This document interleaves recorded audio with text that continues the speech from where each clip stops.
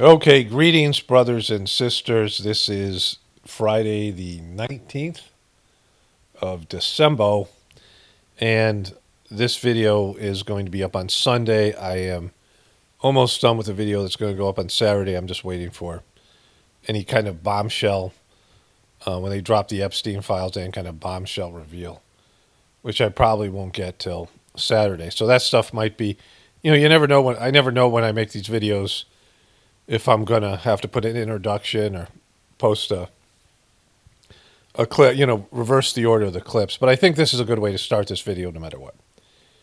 Because this is the Hanukkah, Trump's Hanukkah celebration. And, I'm not going to watch the whole thing because I want to get to Trump's speech. But the part with Marian Edelson here. He's a great guy and a great man, and he loves Israel. And boy, you got some good people. You're in America, so saying you love Israel to a bunch of Jewish people isn't Jewish Americans, right? So they live in America, right? He's going to do this during the Marian Edelson thing. But if a person lives in America, and again, I'm not a patriotic person, and my idea is that you don't serve a country, you don't serve a religion, you serve God. And you can't do both because religions have long since gone away from God, and every country eventually, at least in this modern era, becomes more and more ungodly. The path of divinity, the things that you're supposed to do for your soul, the choices that you're making for your soul and for your, for your life in terms of your relationship with God. If you're serving God, your choice is going to be one thing, and if you're serving your country or you're serving your religion, it's going to be something else, right? So I'm not a big patriotic person. I'm not, you should do everything for America. America's great, but, it's a government and it's a people and it's a culture and it's, far from being divine. You can't serve two masters. I always say that. But for these people, they are patriotic, and this guy is president, so praising people for being, passionate about another country that is, parasiting off of our country is not a great thing. Thank you very much. Harmeet Dillon is here. Woo! And she sues the ass off of anybody that is anti-Semitic. She's doing a lot of them right now. Boom. That's so great.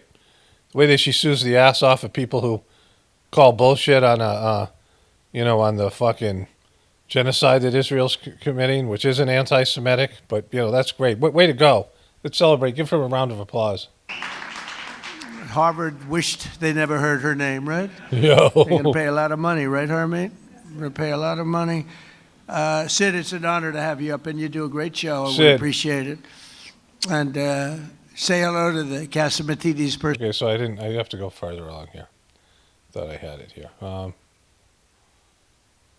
right, there it is here, I think. Let's go back. In the election, they were... Oh, yeah. Oh. Congratulations. That's right. She was on the campaign, and she was so effective and great. And we always have to remember the ones that have been great in good times and bad. That's why Mark and the people I introduce, because I don't introduce them when they're just sort of good. When they're good, everyone's good. The day after I won the election, they were, sir, I just want to tell you, you're the greatest person I've ever seen. Thank you, sir. I'd love to have dinner sometime. Where have you been for the last 2 years? We have a lot of those people, mostly those. Jason, how are you, Jason? Jason Greenblatt. Do you know Jason Greenblatt? Greenblatt. Fucking Greenblatt's there. He worked for me for years. He's a great lawyer. He's a lawyer? Greenblatt, the lawyer? That doesn't make sense at all. Are you saying all Greenblatts are lawyers, Trump? That's very anti-Semitic. He had a lot of money, and he said, I'm getting out. And you focused on Israel, right? That was the focus. He says, I love Israel. I just want to focus on Israel. It's good to see you, Dave. I haven't seen you in a long time, but he was a great lawyer. Here's another great lawyer, David. Good to have you here. Good to have you here, David. How many lawyers are in there, Trump? The pro-Israel stuff is, disturbing, but it gets worse here. And we have another person that's a very special person. She received the Presidential Medal of Freedom. She is a beautiful woman, actually, in my opinion. Another one. That's 2 reasons now. And third, by the way, Mark, we have 3 reasons, Mark. because your wife is incredible, always, from day one. But I think it's okay if we ask Miriam Adelson. Do you want to come up? Woo, Miriam. Come up fucking here. Miriam fucking kicks ass. Get up there, Miriam. Miriam gave my campaign, indirectly and directly, $250 million. She was number one. Wait a minute. I thought Elon Musk gave 300, but aside from that, what do you mean indirectly? You mean she subverted the campaign finance laws? Is that what you mean? Like she was going around campaign finance laws so she could buy you and own you in terms of your support for Israel? When somebody can give you $250 million, I think that we should give her the opportunity to say hello. And Miriam, make it quick, because $250 million is not what it used to be. Okay? Yeah, fuck you, Miriam, you cheap fuck. Oh, darling, come in. That's gross. Incredible woman with a great husband, a man that loved Israel. A man that loved Israel, not America. So these things that Trump says, you know, he said all the same things at the Knesset about Miriam, right? Except it was only $150 million there. Now he's crediting her with $100 million more in donations. But he's telling you why he's owned by Israel, right? Well, Mr. President, when you were in the Israeli parliament and you gave a speech and you saw me from far away, at that time I came with a scooter to the parliament just to hear you. I wanted to hear you alive. And you got a scooter? You multi-billionaire? You're riding a fucking scooter? Then you say, Miriam Adelson, and I stood for a second, but it was so painful, so I sat. Then you screamed, Miriam, stand up! And I wish you would have known, but I stood up and heard all your compliment, and thank you very much. I saw you back there standing. Yeah, you saw me. She stood Thank up you. bravely. And She bravely stood up because it hurts to stand, you know, the hemorrhoids. now I met Alan Dershowitz, and he said the legal thing about 4 more years, and I said, Alan, I agree with you, so we can do it. We can do it, Mr. President. You're the best president Israel's ever had. You're the best president we have for Israel, for Israel, right? Alan Dershowitz, you know, another guy on the Epstein list. In fact, Epstein's fucking lawyer, the guy I talked about in my last video, who he blackballed that other guy, whatever, Norman Finkelstein or whatever his name is. He got the guy blackballed so he can get a job in a university, which, you know, I believe to be true. You know, why would you tell the story about not being able to stand up because it hurt too much? Like, what the fuck? Like, they haven't addressed this privately, right? Think about it. Alan's and I here would be- someplace. Where's Alan? Alan is here? Alan. Oh, he had a flight. Alan is here? 4 more years. 4 more years. 4 more years. Jesus Christ. Talk about, like, being fucking owned, right? These are all, like, people who are completely wanting to wanting Israel to continue this parasitic relationship with America. They are pro-Israel, not pro-American. This fucking guy, man, this a piece of shit. Maybe I will be the first one who told me, or second. Yeah. She said, think about it. I'll give you another 250. But Boom. I will give. But her husband, Sheldon, was an amazing guy, and he'd come up to the office, and there was nobody more aggressive than Sheldon. I think I spent more time with him and you, because you usually came up together, but he'd call and say, can I come over, please? I say, Sheldon, I'm president of the United States. It doesn't work that way anymore. It's like maybe tomorrow. How about tomorrow? No, please, just for a little while. And he'd always say 10 minutes. It turned out to be about an hour. Okay, so he said the same thing at the Knesset, right? This is why I talked about this. I covered this. You know, they have these thing called stump speeches. You know, John Edwards, you know, they used to go around from place to place and they'd give the same speech, right? The politicians before there was television, before there was, you know, I mean, even in modern day times when news media wouldn't cover every speech, and they go through America and they give the same speech and they, you know, they change it a little bit for this place versus that place, but it was basically the same stuff. You know, with everything, with everyone having a camera in their pocket, a video camera in their pocket in terms of cell phone. And the modern day media and social media, they can't do that as much. But he said the same thing at the Knesset, right? John Edwards, he was reading this. There was these videos that came out with his lover. He impregnated this other woman while his wife was dying of cancer, right? I mean, real scumbag. And there's these videotapes that this woman took video, whatever her name is. I covered this recently. Don't tell me, don't care, don't need to know. I could look it up. But she was this real new age liberal woman, and she videotaped John Edwards performing oral sex on her. And his campaign aide, who was like a real Christian, he found these tapes and didn't know what to do with them. That's when the scandal broke. He was worried that he was going to be killed. And he described this event like this Christian guy. But anyways, he said to this woman, she was videotaping on the plane, and this is back when there was actually videotape, and she was like making videos for like social media when it was just coming out, right? And he said, here's my stump speech, and she says, "Wow, it sounds really great." He goes, "Well, maybe you can come here it live." And the way he said it was very, you can tell he was like, they were either having sex or he wanted to have sex with her. Anyways, getting back to Trump thing here. So he said the same thing at the Knesset. And what he's saying here is that he would tell the guy, "You just can't walk in anymore. I'm president." The guy's like, "Fuck you." Right? "I'm coming up. Fuck you." And he goes 10 minutes. And then Trump says, hour and a half, right? And what he'd say 10 minutes and then he'd stay for an hour and a half. Because this guy fucking owned him.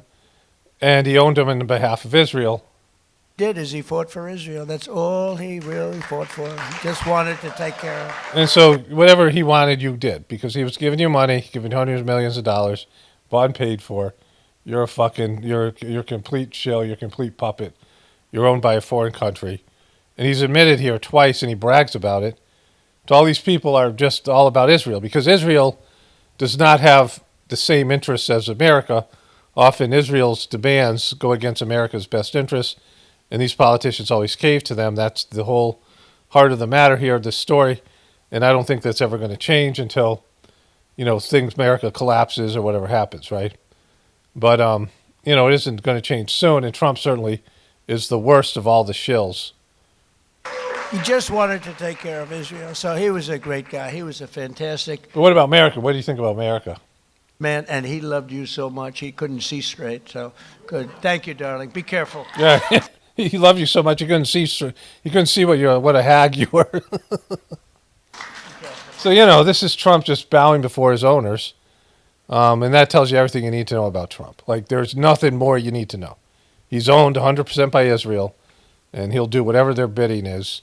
And this has been going on for 8 years now, and whatever time before that as a businessman. But Trump knows where his bread is buttered, and it's buttered in Tel Aviv, right? Not in Washington, D.C. Okay, I can't keep on doing this, but let these intertwined symbol of love and light up your home. Heart is warm, pine in united love under God's grace. Blessings and being instant peace. Blessings bring instant peace, comfort, and meaning to any space. Kaboom! There it fucking is. The wooden object in which they crucified Jesus on. And here it is. What's the song? Bump, bump, bump, bump. Bump, bump. That's that song. I don't know the name of it, but it's inspiring. I mean, what's better than putting some hearts in the object in which they nailed Jesus to? It's amazing. Look at this fucking thing, right? I mean, if you're gonna soften the object in which Jesus was nailed to, I mean, what better way than putting 3 hearts in it? I think that would be where his, what is. So this is, so that's number 1. Black Friday sale, I don't know why they're saying it now. There's all these stars of David woven together, much like the crown of thorns. And you get this Israeli ring and that ring. Have you seen all of these things? Oh, look at that. I didn't see that one before. What's that one? Look at this one right here. What? Is that it? Boom. Boom. That guy. I don't know. That's a new one. This is like Israeli companies that are selling to Christians, right? 75% off. You go back in time and get in on a Black Friday deal. Okay, so $25 made out of titanium, Lord's Prayer cross Netflix, titanium steel Christian pendant for men and women. Kaboom! Only $25. No fucking sale. Just straight up $25. Look at that. It has the Lord's Prayer. In the middle, it has a cross and a cross, sort of like the thing that they do with the heart and the heart pedo symbol. But this is much more classy than that. There it is, and you can get it in different kinds. Look at that one. Boom! Stainless steel. I mean, Jesus, look at that. It's glowing at half the price. Cross in a cross with the world. It's not nanotechnology. That's why it doesn't cost. It's a little cheaper than nanotechnology where they have the whole Bible. But it has the Lord's Prayer there, and nothing connects you more to Jesus like having a double cross, a cross within a cross. And so, I mean, they're still bringing it. I'm getting every third message now is one of these. Like I don't usually go on Facebook, and I'm just scrolling down to see what kind of shit they're trying to sell me, and then I have to talk about it here. And so I gotta stop looking at Facebook, or otherwise I'll be. There'll be a channel just devoted to covering, cheesy, exploitive Christian jewelry. Okay, here it is. I have to fucking interrupt my Erica Kirk stuff. I'm going to put this back. Right now I'm in the middle of the Erica Kirk stuff that you'll see later in the video. But watch this thing right here. Boom, look. There is a couple of people. One's chained. The other one isn't chained. And what do? Boom! Here you go. You slide the unchained one in, so they're both fucking chained. And the other one's grabbing and saying, "Hey, you can't get away from me, bitch. I'm chained, and you're staying chained with me." There you go. Fucking let's change. I'll chain you to me, and I'm chained to this motherfucker behind me, and together we'll be chained together. And I ain't never letting you go, bitch. I mean, nothing says love like chaining a person to you. Look at it slip in there. I mean, it's just so fucking amazing. They're just chained together. I mean, it's just like nothing says romance like that. Look at these two motherfuckers right here with their arms out, looking to be chained together in a circular, an unyielding circle. Boom! Look at that stuff. And then boom! It's just there. It's fucking just there. These two people. Look at them. A match made in heaven. Like holy fuck. I didn't check the price on this, but I mean, it's just, it's priceless. Being chained for eternity to some unyielding, between some obese lady's bosoms. All right. There we go. Okay, so I haven't checked Instagram in a while, and there's some good stuff here. Here's the first thing. In some religions you can't be cremated or you don't go to heaven? I hope that rule is not true. Because you're dead for a little bit before you get cremated, so you would be in heaven.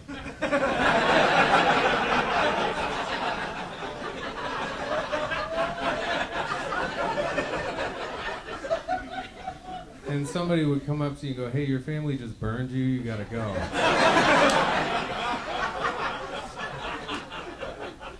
Come on, out of the pool.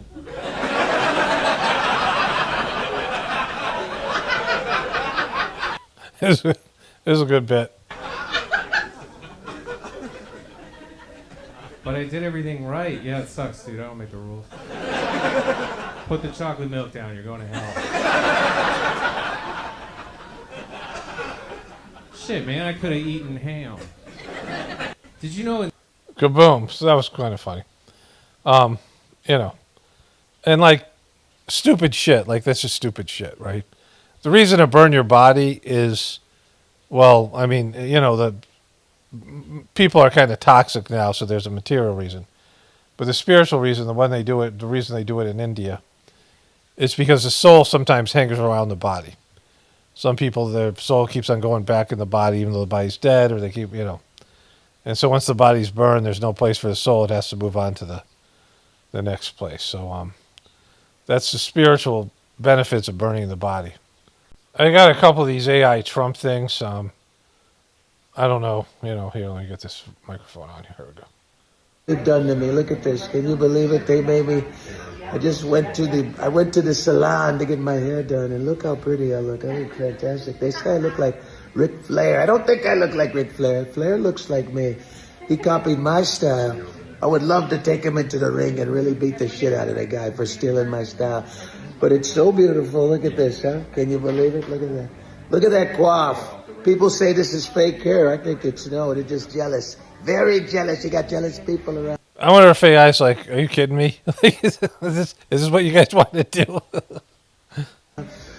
Because my hair grows very fast. A lot of doctors, I get hair doctors. You know what hair doctors are? Yes, they're hairologists. Hairologists. And they say my follicles are so amazing. I have very strong follicles. Follicular. You know what those are? Billions and billions and billions and billions and billions of follicles. That's what I have. And that's my hair. See my eyebrows. Look at this. That's what I do when I grab the pussy. And it's so bad anyway. That's what I do. Very sexy. One of the sexiest presidents I've ever been. They say John Kennedy. Fuck John Kennedy. Look at me. Look at Robert Kennedy Jr. He's a piece of shit. He can't talk. How could he be sexy? But me, I'm so beautiful. Even my sons are not as good looking as me. I hate my sons. They're corny. They're so no swag. They're pieces of shit. They're afraid of me. This is great. This is so fantastic. I look so beautiful. So handsome, aren't you? Woo, you're so handsome. Look at my skin. It's so beautiful. Black doesn't crack, does it? It doesn't. It never cracks. It doesn't crack. It doesn't. What they've done.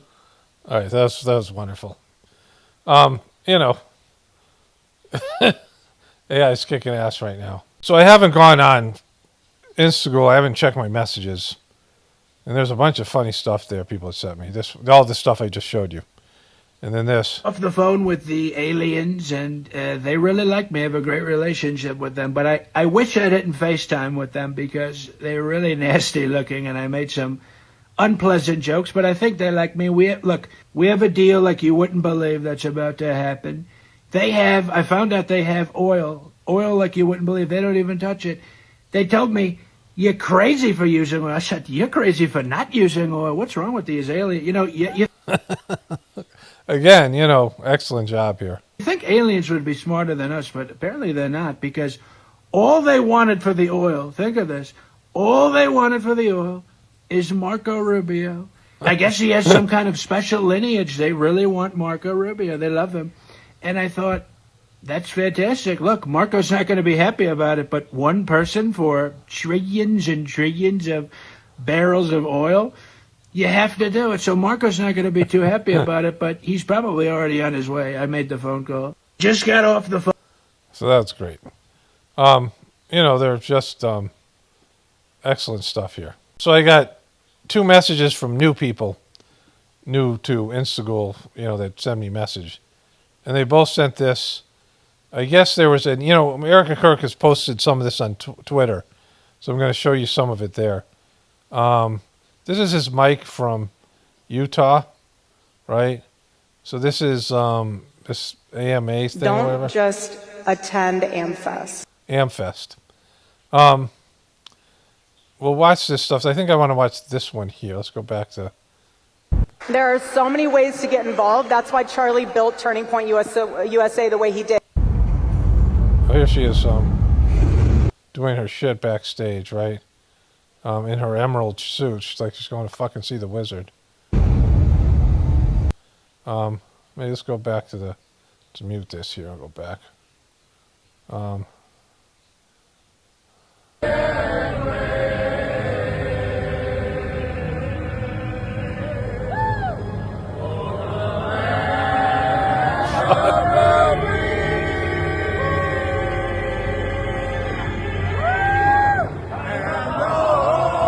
You don't have to put your hand on your hearts, you fucking morons. Like, that's just something they tell kids to do.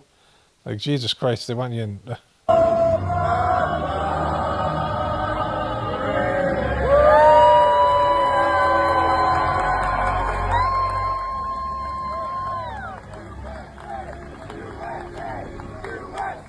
USA, USA, USK. There are so many ways to get involved. That's why Charlie built Turning Point USA the way he... There she is there. Don't just attend AmFest. She has this weird look, and people send me a bunch of videos. I'm not going to play them where they put creepy music when she looks with these fucking Children of the Corn eyes. And then there's that, and the microphone, and all that shit. All right, so this is Mikey McCoy's channel here. Mikey J. McCoy, there he is with his wife. The one he allegedly called, all that stuff. And there he is with Charlie Cooks. Last week with Charlie Cook. Boom. Boom. Look at him with the twinks. And so the twinks, he's got twinks on either side. He's like he's the white filling to the dark Oreo twink cover. They made up a twink Oreo. Where's the arrow thing again? Here it is. Boom. Boom. Look at him go. There he is. There he is with a bunch of cabbages. There they are together. There's Blake. There he is talking about a thing with this. He's got a different assignment now. Look at him go. Boom. Look, they're all in the car together. They're all going out there doing TPUS gay stuff. They're eating fish. They're there. I mean, there's the twinks abound.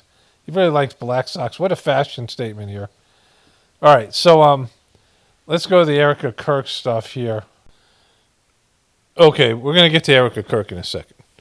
And as much as I don't want to violate my policy of do not Candace Owens anymore.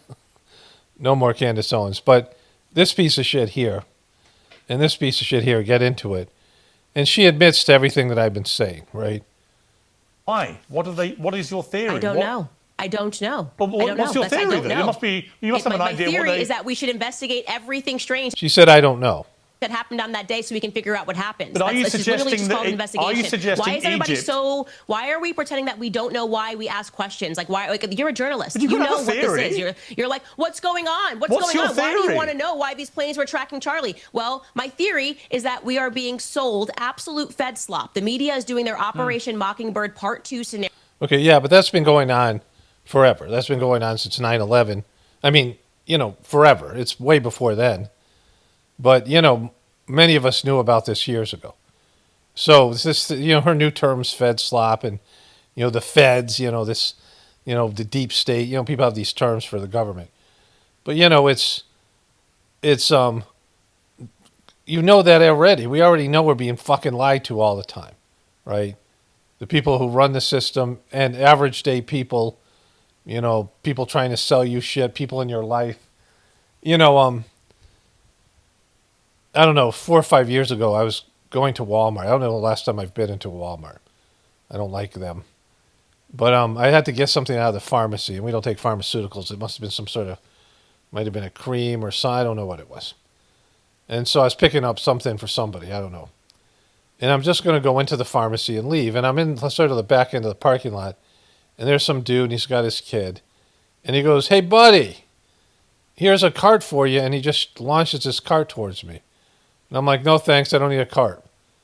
And he's like, "Well, but can you take it in for me?" And I'm like, "Well, not after you fucking lied to me. Like, you're trying to manipulate me. You're making it sound like you're doing me a fucking favor, right? Hey, buddy, I got the cart for you." I'm like, "Okay, and it's no, you don't, right? But you can take it in." Like, well, not ask me to take it in for you. You got a kid. I go, whatever. I would have done that, right? I'm not a complete asshole. Maybe he had a couple kids. Probably had a couple little snot-nosed fucks, right? Like, manipulative like their dad, whatever it is. I've been there when you have young kids. It's not easy going to the store. He didn't want to take the cart back, so, I would have been willing to do it, but why you got to fucking lie to me? So this is what people do, right, just in general. And so, she says this here. By telling us, well, unless you absolutely have a conclusion, you can't even ask the question. Yes, we very well But it damn may can. be, Candace. Keep asking consistent questions until we get a clarified explanation for what happened on that day. And right now, Coach, that's never going to happen. You think if you keep on asking questions like a toddler, they're kind of going to spit out the fucking truth? Like that's the whole point. You don't know. You pretend to your audience like this is going somewhere, and it never goes fucking anywhere. And if one of the questions gets answered, like about the bullet, like the the 309, 308, whatever it is, 306, whatever. That's one of them. 306, I think. You know, when that question got answered, that it was not it was a bullet that exploded on impact, which no way a sniper would use that. When it hits bone, it powderizes. That was her explanation from the surgeon. But if you get an explanation, it's like, well, we wasted all that fucking time and you made it sound like you had a slam dunk. And people believe that, people who are listening to you believe that you actually have something. Because you make it sound like you have a bunch of shit, right? Makes it sound like you have a bunch of documentation. I mean, he's getting this out of her. She's admitting to it, right? Sure, you can ask questions. They're not going to give you any answers.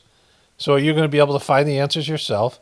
And when you do, at what point do you realize, okay, we know that they lied to us about Charlie's death, and we know we're never going to find out who really did it.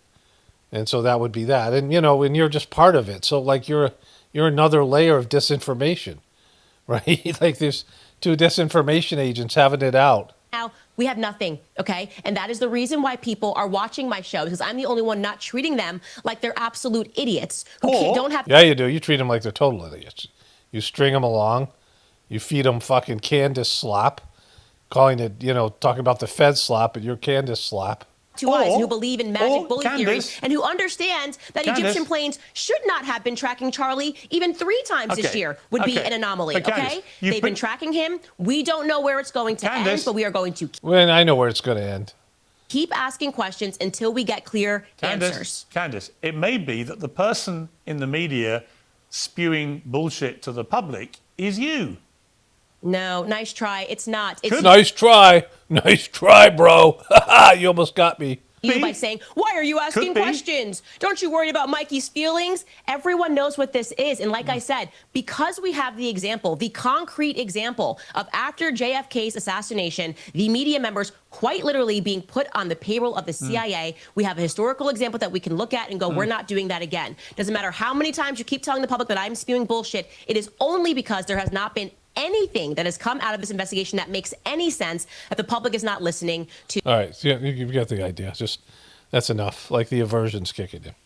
But she's admitting to she doesn't have shit, right? She's just throwing, she gets these little bits of information. Maybe they're real tips that, that she could have someone on her own payroll call the tip line, and she investigates them and they make it sound like it's leading somewhere and it doesn't. And, and it's just, like I said, another layer of disinformation. All right, let's get back to Erica J. Kirk here. So is this America Fest or some shit? I don't know. And I think what my wife sent to me before, I have to verify that. I showed that in a video yesterday. But this person said WWE style entrance, which, I've been talking about the WWE since Trump's fake assassination attempt. Somebody sent me a French thing that showed Trump fighting with Vince McMahon and then all the WWE type events. So now everyone's sort of, either through connection to me or just picking this up on their own, probably picking this up on their own. They're all seeing it. Like other people are making this correlation between the WWE and these events, which means people are really dumb and they like fake shit, right? Because people, this idea of slop, people like AI slop. People like AI slop. That's why there's so much of it, right? And people don't care that it's AI slop. It's funny. You're seeing shit you never seen, animals that are being invented. Fucking Pokemon animals coming to life and shit. I've seen like 3 of those. Like personally, I've seen 3 videos with Pokemon, which I don't fucking even know anything about Pokemon, right? There was this period of time where kids were walking around with their phones in parks and shit, looking for invisible creatures that they could see with their phone. Like that's all I know about Pokemon, right? But, this stuff is people like slop and they like to be deceived and they like the narratives and they don't care if it's fake, right? And it's stupid. WWE is really fucking stupid. So, it's an idiocracy is here. So here she comes out all fucking bedazzled. There she is with her husband, her fake husband. And this sparklers that Charlie loved.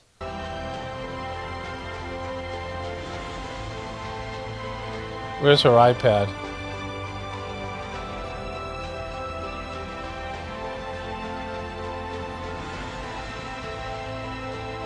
So this might have been the Turning Point US Gay. I'm not sure what this...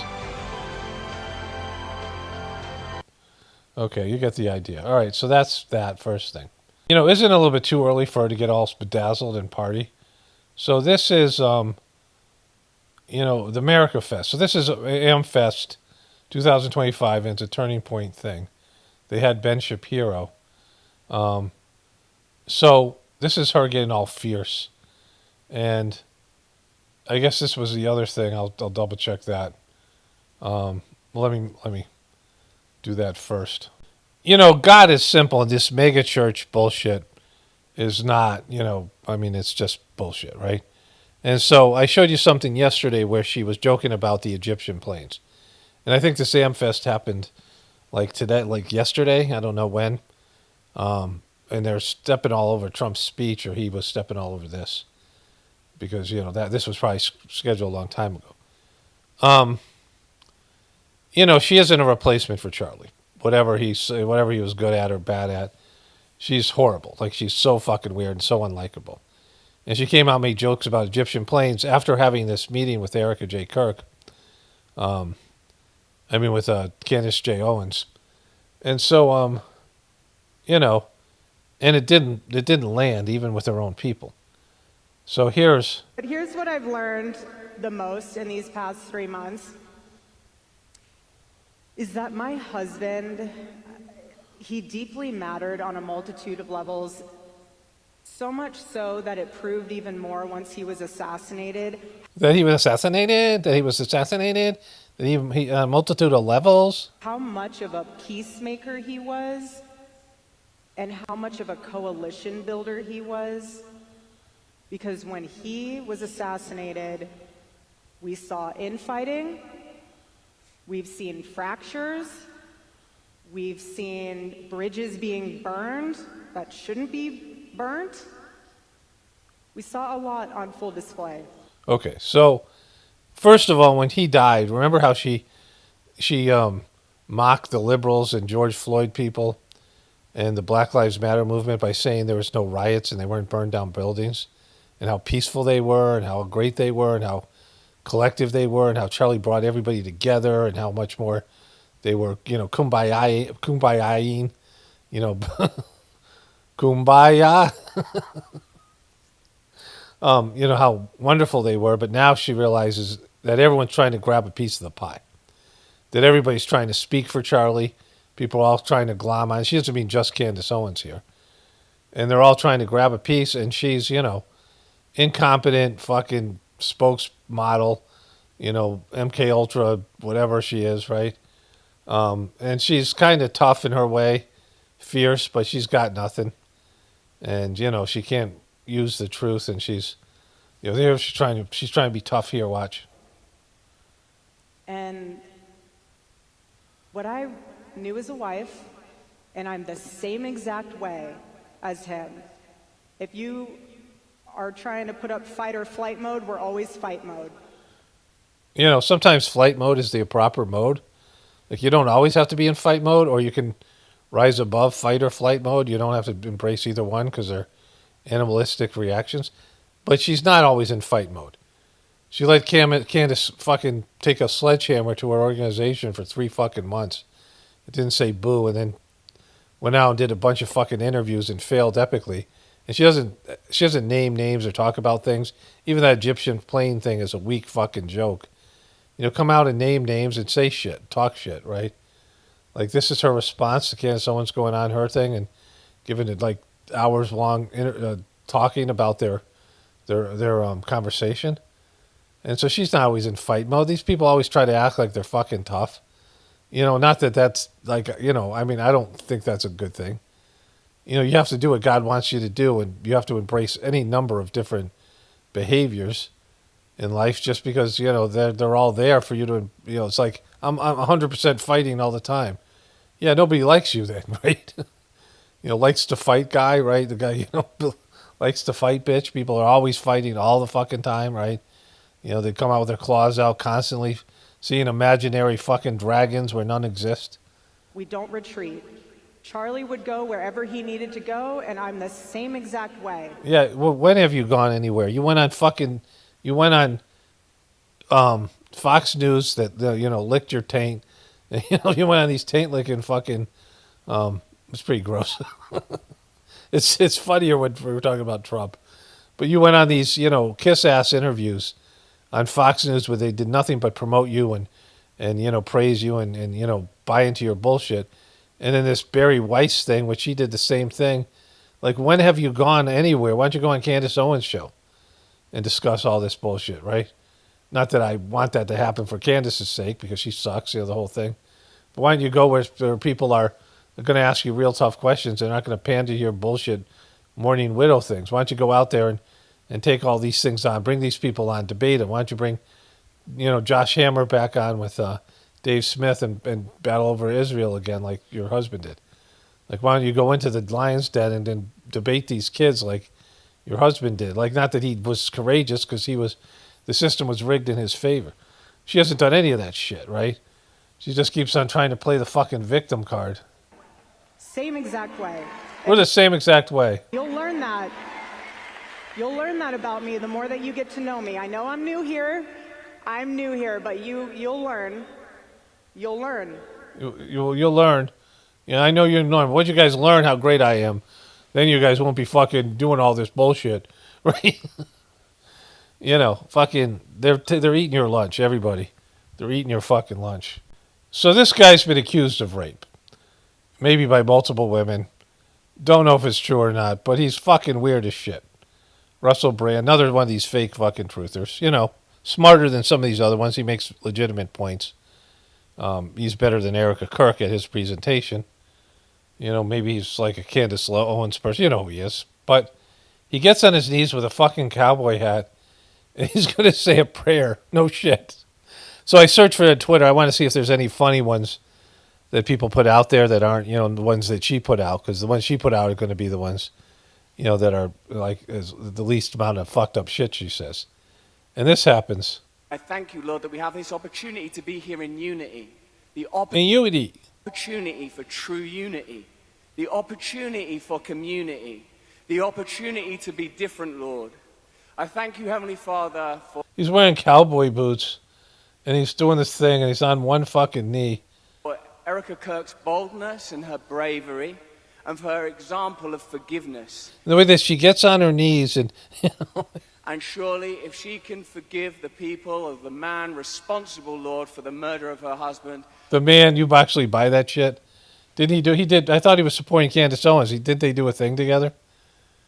Surely this principle of forgiveness is something that we can all extend. Maybe some people can forgive me, And Lord, may we know your grace. May we live in your grace, and particularly when it's expensive to us, when it costs us something, may we enter into your kingdom, a kingdom of love. May we put aside petty squabbles and disputes, Lord, and may we move into a new era of grace in your glory. I pray for the kingdoms to merge. I pray for your return. I pray that we participate in making straight the paths. In the holy name of Jesus Christ, I pray, amen. Woo! Okay, was there no audience there? I mean, what? Like, they're not buying this shit, right? Even these dope motherfuckers that would show up to a Turning Point Amfest, they're not buying this shit. Okay, so this speech was written, right? So it's a little less goofy, and I didn't watch the whole thing. I'm sure there's stuff in there, but I'm just going through Twitter, seeing the clips that they put out. Like, mostly they put. I guess it was on Rumble. They haven't put it up on YouTube probably because they don't want to get savaged. They think they'll get a more friendly response on Rumble. So they start off with this Charlie thing here. From the high school department, the college department, let's make Turning Point so big that it can survive beyond just the founder. A lot of organizations and groups, as soon as a founder leaves, it just kind of collapses. Yeah, like Christianity, right? Like fucking most every religion, like Saj Marg, the thing I do. In fact, there was 3 masters, and the third master is the one who made it like global and brought it to another level. And it survived 3, because of the transmission and the other things, but the cleaning and the method of the system. And they could transmit their essence, and it survived 3, which is pretty good. But this thing isn't going to survive shit because he's been shekeled up. This isn't a real organization that's based in even Christianity. It's based in him getting a lot of shekels to go and promote, be a lobbyist for Israel. And she's much worse than he is. A lot of my job is not always in the day-to-day details. It's very much vision casting, very much driving success. But we have a great board, and God forbid if something happens, they'll figure it out. No, they won't. They're not going to figure it out. You're like fucking, they're imploded. It's 3 months in, and it's imploded. She's not even getting good applause. You're going to bring out Russell Brand to fucking get on a knee and say this really god-awful prayer. I mean, this thing's going south quickly, bro. I point my wife to run Turning Point USA if something happens to me. Erica would do a great job.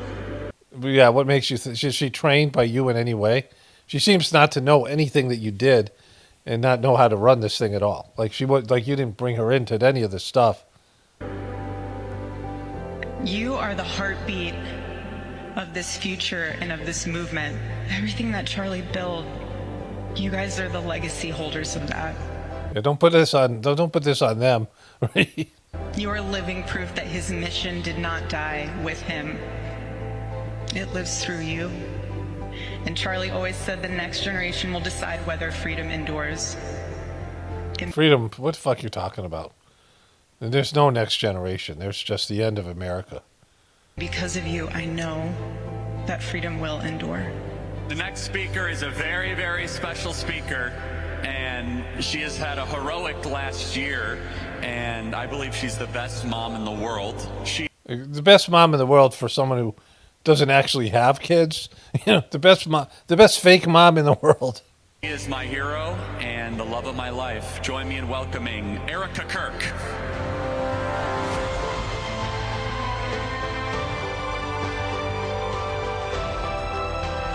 Yeah, this is from the crowd perspective, her coming out, and this thing that we already saw.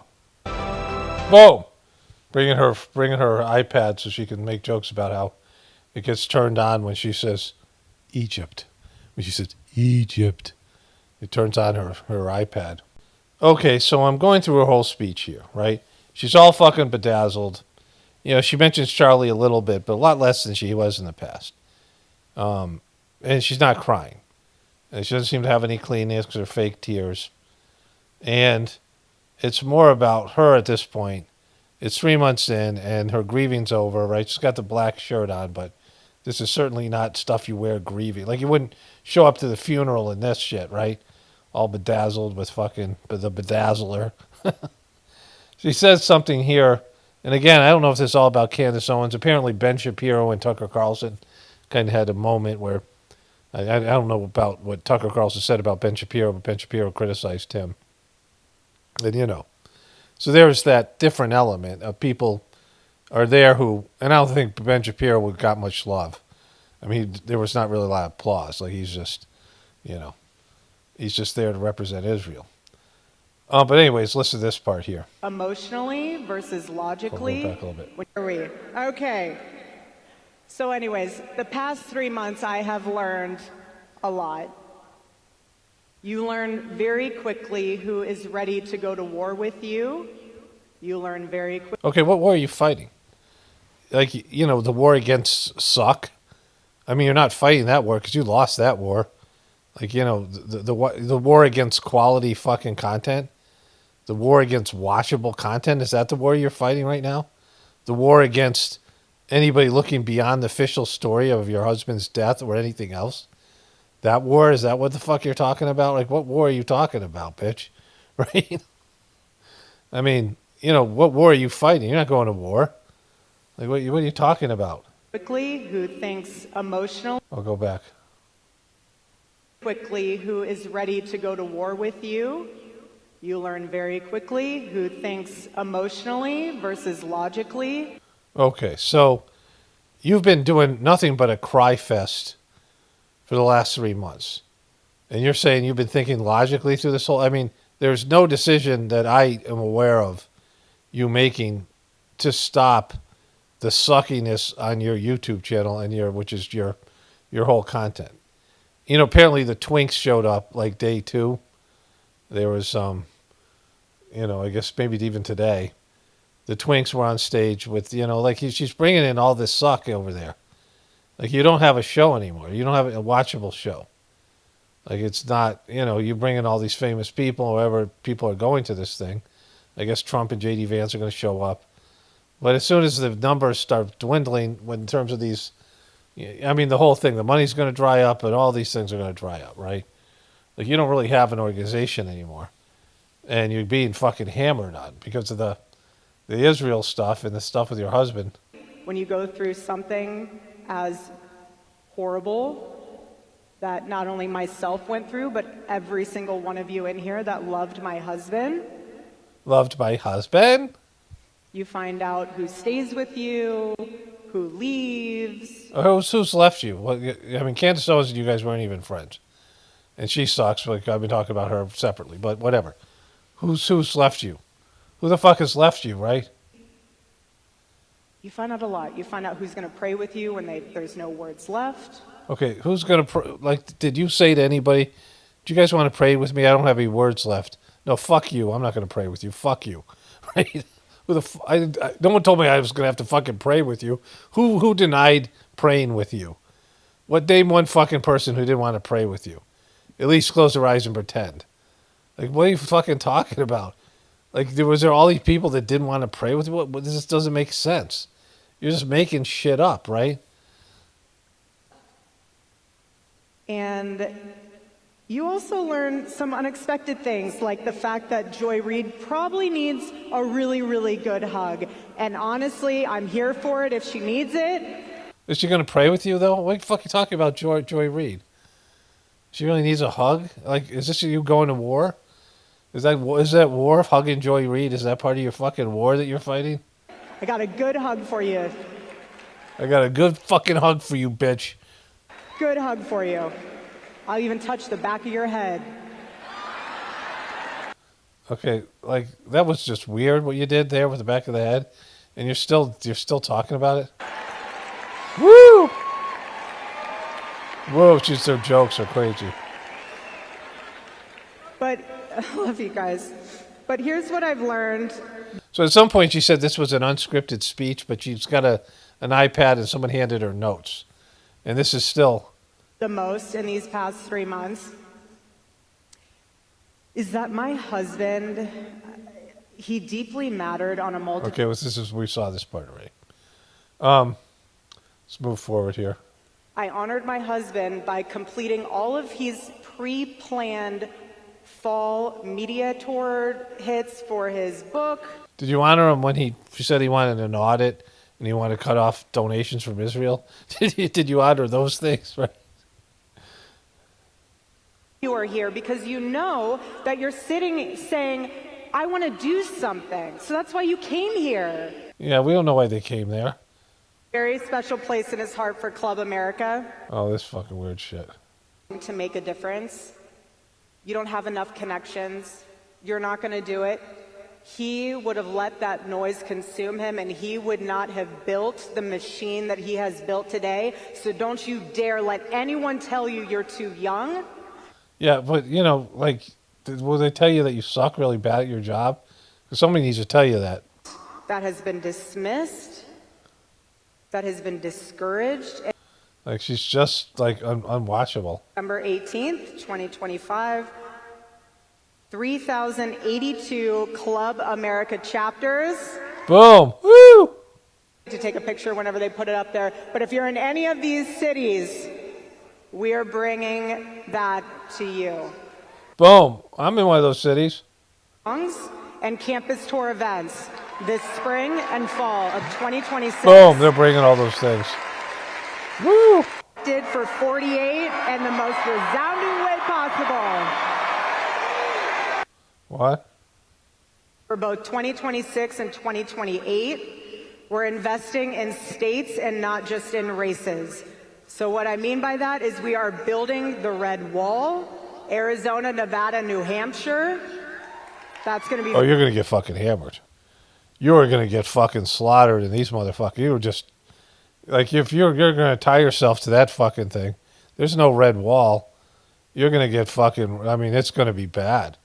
If there's any legitimacy to the voting, which there's got to be some, they got to, but that's, you're fucked. Trump is Trump's going to be he's going to be in the fetal position after that shit, right?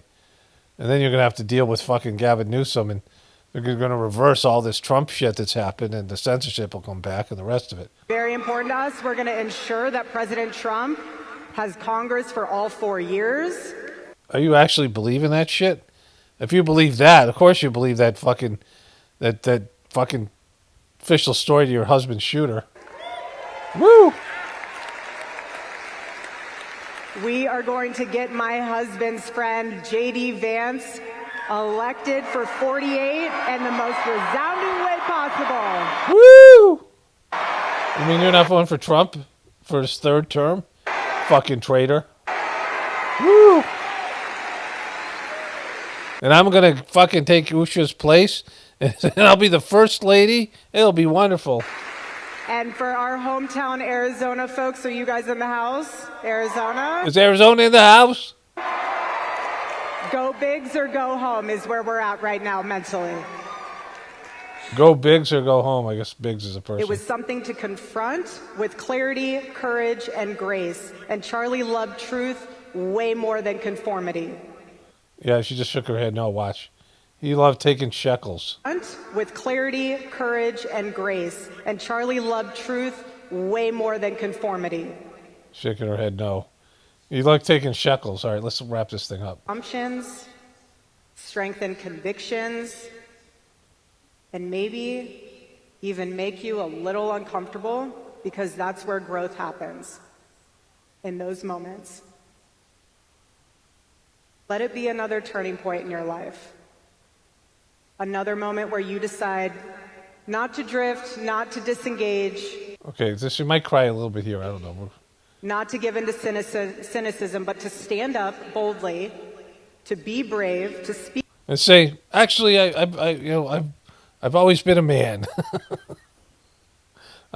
Speak clearly, because that is how we are going to honor Charlie.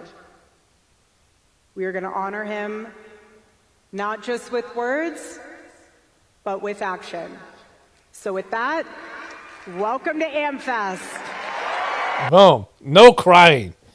Like I don't, maybe there's some tears somewhere. I don't see it, but as far as I can tell, it was crying free. She's no longer going to cry. I mean, occasionally she might bust out the tears just because it'll be a thing. She'll tell a story about Charlie, and just so they all remember that he died this way, like this whole fucking martyr money they're trying to get. But they're going to get hammered in the midterms. She's got no fucking support. They've got these little chapters and shit. And, sometimes clubs will go on for a while, but there's no energy there. I mean, she's got nothing inspirational. Everyone's lost faith in Trump. This fucking, they're going to drop at the same time this going on, they're about to drop the Epstein files, and there'll be all that shit. But Trump is a fucking disaster. And, he barely squeaked through with, a senile Joe Biden to run against. Like, they're totally fucked here. Woo!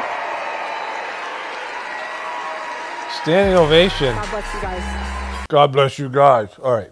So that was horrible. That was just, abysmal. All right. I want to get to Trump's other speech, his real speech. Okay. So one more thing to show you. Here are the America Fests, day 1 and 2 here.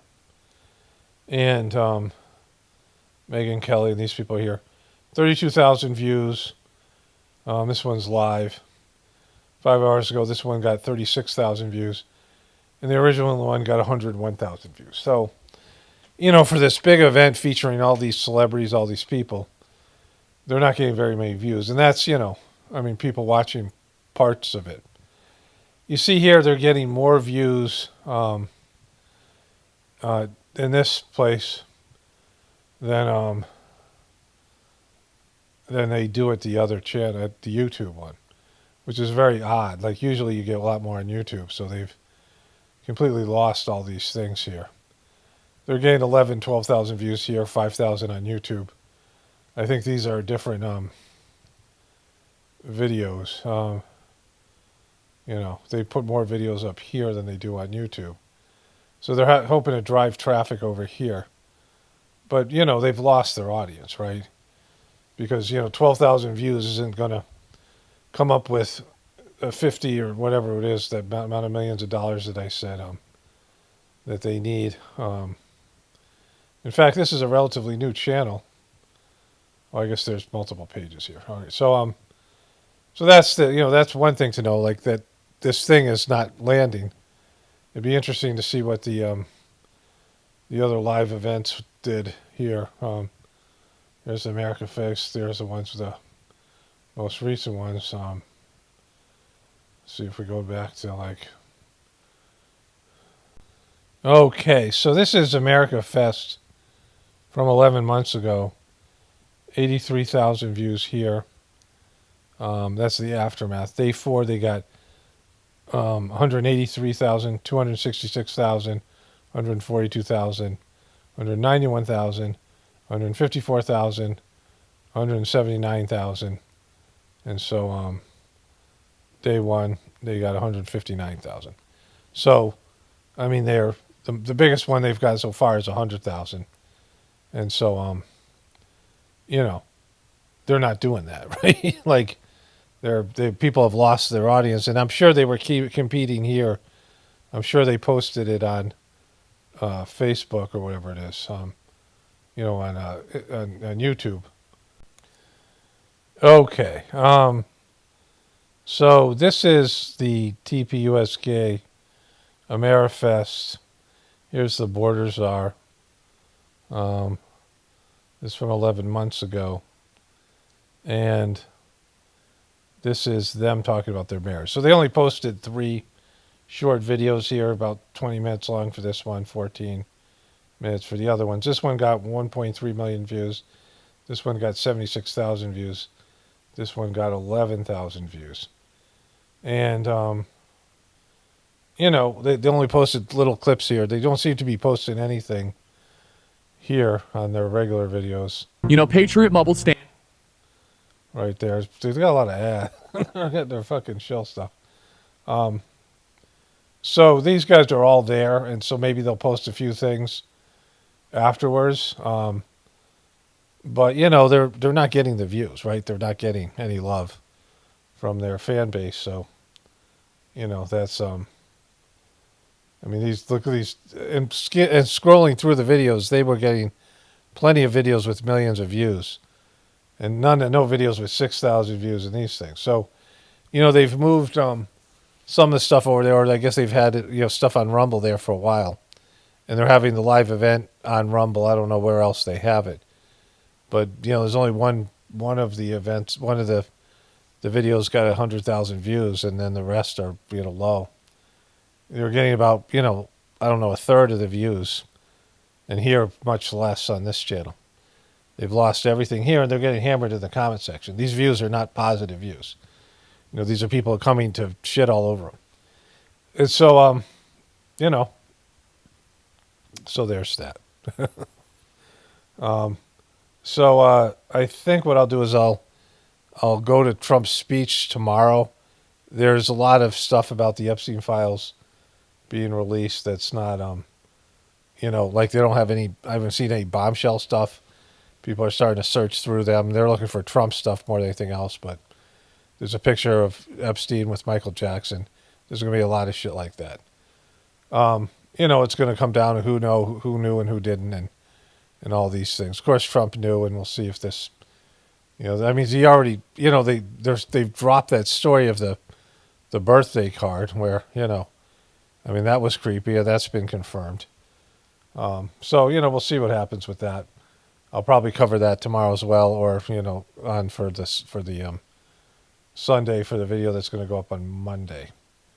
But either way, we'll see. There's Rob Reiner's creepy kid there. All right, so I'll come back and finish this up tomorrow. Okay, so I have 2 clips of Trump here I want to show you guys with his Christmas Day speech, which was hilarious. I'm in the editing process, just in case I didn't make this clear. So TPUSK has not posted any clips from this, and maybe they'll get into it, maybe they'll do it later on YouTube, but they know they're getting rolled up in the comment section, right? Like they are avoiding, there's some sense there has to be. They've lost their audience. They're getting no views. Their views are down significantly. from last year for this same event. And, you know, they're going to have Trump in there. I saw Tucker Carlson, his video on his channel, like he posted his speech on his channel, got 347,000 views. But that's his, you know, those are his fans, right? And so, you know, this thing is costing them like big time. And Erica Kirk is just not a star. She's not likable. She can't carry this thing, and neither can any of these like wannabes that they got there, the twinks, you know, like they got the twinks and they got, you know, Erica, they got guest hosts, and it still isn't working for them, right? Plus, you know, it's a year into Trump's presidency. We'll get into that now. And he's floundering. He knows that, like, he's got to, I mean, the way he brags, here, let's just watch it. He's just, you know, this speaks for itself. Okay. Greetings, brothers and sisters. It's a little bit Advent. Saturday, December 20th. I slept later than normal today. Bunch of stuff to get to that I'll get to in my next video. I'm gonna lead with some Megyn Kelly stuff. There's a lot of stuff to do with Erica Kirk. I have to sift through all that kind of stuff and then see where I land with that. But I wanted to do this, and you know the video's getting long, so let's do this here. The history of our country, which caused prices to be higher than ever before, making life, and some would say in the history of our country, which caused prices to be higher than ever before, making life unaffordable for millions and millions of Americans. This happened during a Democrat administration, and it's when we first began hearing the word affordability. Our border was open, and because of this, our country was being invaded by an army of 25 million people, many who came from prisons and jails, mental institutions, and insane asylums. These fucking laws. This is how you're delivering your Christmas message. You know, it's been too long to be blaming Biden. I mean, that's just whatever, you know, whatever's gone on. You know, like he's obsessed with this idea that the election was stolen from him when he walked right into this trap with he didn't have to shut down the economy during COVID. And he got worked on that. He got worked on the vaccine, and he got worked on the election, and he got worked on the January 6th thing. And, you know, he's like still on that, right? You know, you're president, and he's just focused on that. And the powers that be are not handling him. Like they're not, I mean, they handle him on Israel and they handle him on whatever. But they've allowed him to just do a lot of wild shit. I have an image I took of some person cheering on martial law, one of his dopey supporters that came up on my YouTube feed. Like they have these people send these messages out. And, you know, he's been worked on all these things. And then he's still obsessed with this. They were drug dealers, gang members, and even 11,888 dog eaters, pet eaters, murderers, more than 50% of whom killed more than one person. This is what the Biden administration allowed to happen to our country, and it can never be allowed to happen again. We had men playing in What are you talking about? Women's sports. Yeah, that was pretty fucked. You know, we all agree on that. Transgender for everybody, crime at record levels with law enforcement, and words such as that just absolutely forbidden. We had the worst trade deals ever made, and our country was laughed at from all over the world. But they're not laughing anymore. they're crying. Over the past 11 months, we have brought more positive change to Washington than any administration in America. It's only been 11 months. Like, it's crazy. It's not even been a full year of Trump's presidency. American history. There's never been anything like it, and I think most would agree. Almost nobody agrees with that anymore. You've lost all approval. I mean, do they not tell you about your polling?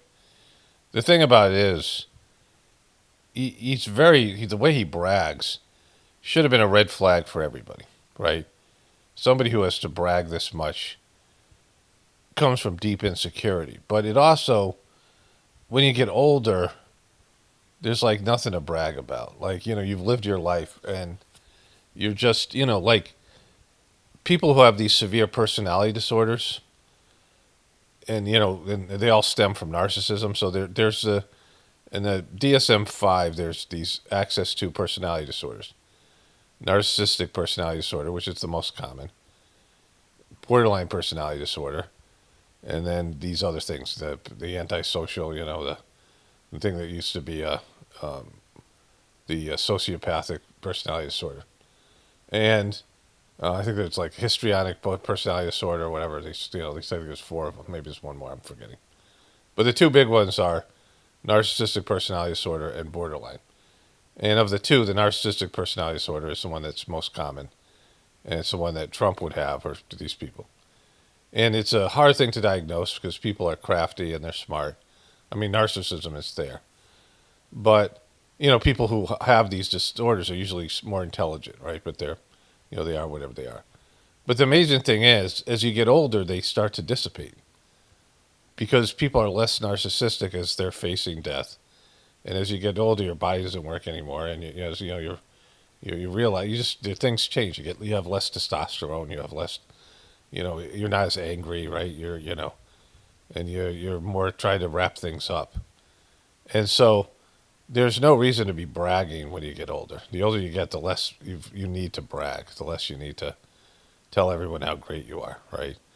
And the less you have your regrets and you have your accomplishments and whatever it is, but you're just, you mature. You mature. That's why people are supposed to become more, wiser. And so the fact that he's, almost 80, and he's still trying to tell everyone how fucking great he is. And it's the opposite's the case. Like his presidency has been a disaster. Only the most dumb fuck of the Trumpers. The whole thing with Epstein should have killed any faith they had in this guy. But it's all of it. This is the way he behaves, and the way things are being run. And the bottom line with this and all the other things, and this goes back to Candace Owens and this stuff that I've been saying about her. All these people. Anybody who supported this guy should have known, right, that there was no way to make America great again. You can't fix this system. That's why I don't care about any of these things. So there was just sort of, trying to get through, like everyone's trying to, figure things out. But like it's a system that's taking people in the wrong direction. Your system is judged by how people are. I've said this over and over again. The product of the system is the people. If the people are getting worse and the system is bad, and the system is bad, people get worse. These things go hand in hand, and it's something that either takes people in the right direction and people are becoming better, or people are becoming worse. And so, the problem with it is the lifestyle, which is addictive, and, it's hard to go back to something that's like, you're trained at a certain lifestyle and you expect life to be that way. This is why really wealthy people who lose all their money, it's a real hard thing to do. People who are ultra wealthy and they have servants and shit like that, and then they go to being poor people, and to adapt is really difficult for them, right? But the guy is just, he brags like all the time, and like that, a guy like that doesn't give a shit about anybody but himself. Like he doesn't care about you, like he cares about himself. Like he's talking about himself like all the fucking time, right? And so there's no reason to think that guy can save you. But people did. Like people thought this guy could save them in the country. And there's just no fucking way, right? Elected in a landslide, winning the popular vote and all 7 swing states and everything else, with a mandate to take on a sick and corrupt system that really just took the wealth from people and crushed the dreams. Wait, what word were you looking for there, bro? I would go back, but this thing's pretty long, and I don't know if I'm going to get to all of it. What I'm saying about, too, is he's triggered. Like, when people have to brag and they have to tell you how great they are, usually it's when it's the opposite. They're feeling the opposite. Like, they're feeling like a piece of shit, right? And, like, it shouldn't be that way. If things were so great, like, the guy is just hanging on by a fucking thread here. Of the American people. For the last 4 years, the United States was ruled by politicians who fought only for insiders, illegal aliens, career criminals, corporate lobbyists, prisoners, terrorists, and above all, foreign nations which took advantage of us at levels never seen before. They flooded your cities and towns. Okay, so when you're talking about the other side and how bad they sucked, that's what you do during the campaign, right? Like, you know, a lot of the promises that he was making, a lot of things he said to people he was going to do and doesn't do, these are just things that are said during the political campaign. And then when things aren't going so great or whatever, you know, is going on, you start talking about them in the beginning when you're first president, right? But when you're talking about them a year in, you're basically saying they fucked up the country so bad that, you know, I can't fix it. You know, like this isn't my fault. They just left me a mess, right? The last person left me such a mess that I can't even fix it. And, you know, he's done radical things and they're not working. The tariffs were a disaster and all these things. And the economy has been artificially propped up. Like the inflation should be a lot worse than it is, right? When you have 300%, when everything's 300% more in terms of triple the prices, right? When they increase, you know, when something's $10 and then all of a sudden it's $30, you know, whatever, you know, so whatever the thing is, right? If it increases that much, it's crazy. You know, like you're getting into 100%, you know, the price, you know, doubling or tripling. Like that's, you know, that's probably where we're at right now, where we should be. And you know, people who are just able to get through and then all of a sudden things are 3 times more expensive than they were before, then they're, you know, it's completely fucked. And he can't do anything about it. And, you know, nobody can. And he made promises and they're not coming true. With illegal aliens, they decimated your hard-earned savings. They indoctrinated your children with hate for America. They just released a level of violent felons that we had never seen to prey on innocent. They caused war. They caused mayhem. They caused a horrible situation all over the globe. But now you have a president who fights for the law-abiding, hardworking people of our country, the ones who make this nation run, who make this nation work. And after just 1 year, we have achieved more than anyone could have imagined. Starting on day one. You know, and this is a president talking about, like, you know, how great he is. Like, it's just, and it was refreshing his first term because they're all like this. They're all narcissistic and they're all, but, you know, they don't believe it, right? They don't believe they're doing it. And I don't know whether he believes it or not, but he has always been for the wealthy, right? He's one of them. You know, like he's not one of you, he's one of them, right? You know, that's what I guess I've been talking about with Candace Owens and all these other people. There's them and there's you. Like there's us and there's them.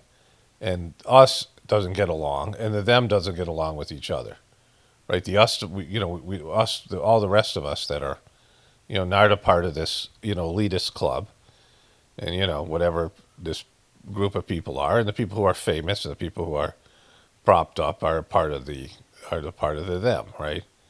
You know, they're part of that group, and those people will fight with each other, and they're vying for power and they're vying for resources, and they, you know, they seem like they're oppositional, but they're all part of something different.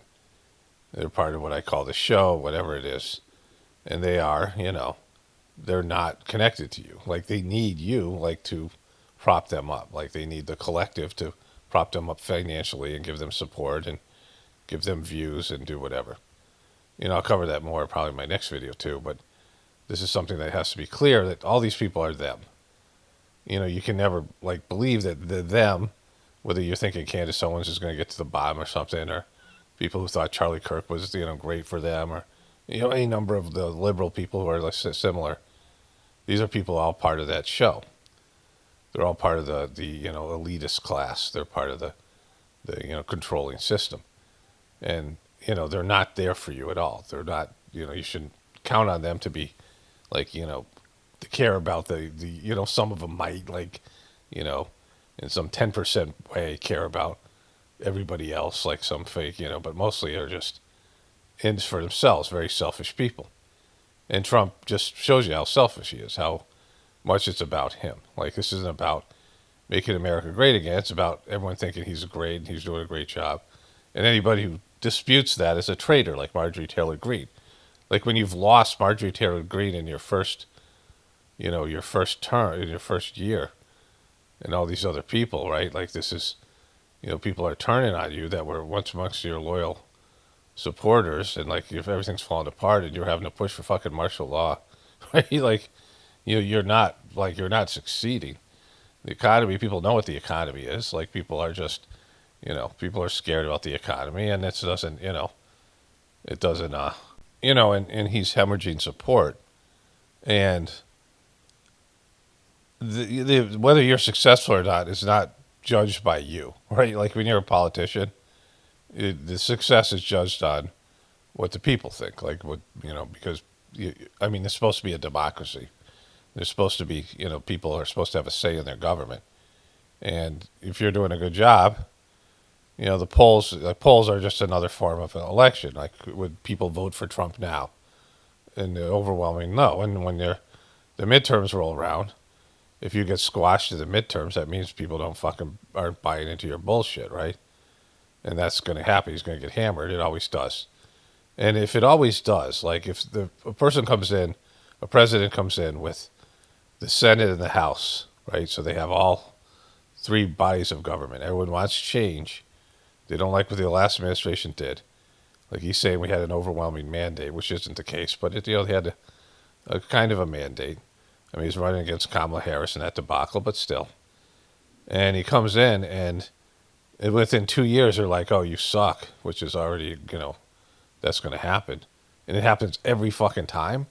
That means they never deliver. Like politicians have never delivered. Otherwise, the midterms, they would easily win. Everyone would be like, oh, it's going great, right? Because they make promises they don't keep, and people just keep on buying into the shit. No, this time it's like the Great Pumpkin shit I've showed you. They keep on buying. No, this time it's going to work. I took immediate action to stop the invasion of our southern border for the past 7 months. I can't listen to him brag. I'll have to go through this a little bit. We're the hottest country anywhere in the world, and that's said by every single leader that I've spoken to over the last 5 months. Every leader says this is the hottest country. Listen.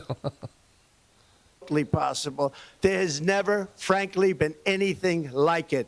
1 year ago, our country was dead. We were absolutely dead. Our country was ready to fail, totally failed. Now, we're the hottest country anywhere in the world, and that's said by every single leader that I've spoken to over the last 5 months. Every leader says, boy, America, you guys are hot. America's so hot right now. You guys are pretty hot. Like, what? And no president has ever had the courage or ability to get this done until now.